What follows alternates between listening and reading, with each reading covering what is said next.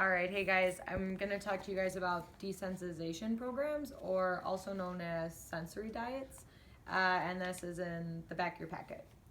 So usually I send people home with these, obviously if they have decreased sensation, when you would find out from testing, and you can have them work on this stuff at home. So you can have them expose themselves to different textures and items on that desensitized area, and for about 2 hours per day, or about 15-minute sessions. The more the better though. So there are lots of different things you can use. For instance, you can use cotton balls, really soft things like Q-tips, velvet, polyester. You want to start with the lighter textures and then progress to the rougher textures, because a lot of times people are hypersensitive and you don't want them to get irritated or stop doing it, so you just want to progress that way.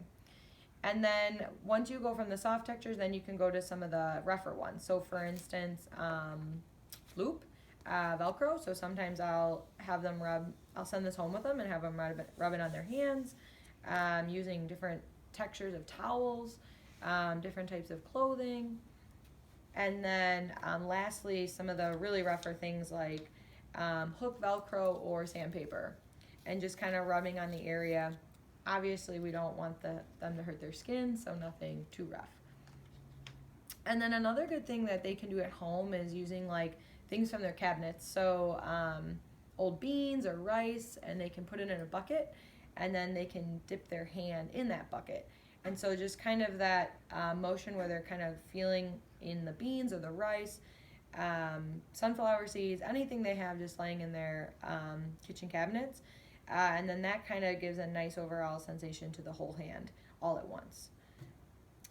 There are other things like electric toothbrushes that you can use to help with like vibration sensation, or like mini massagers. If people have those around their house, I don't usually recommend people going to buy things, but they can just kind of use what they have around the house to help with that sensation recovery.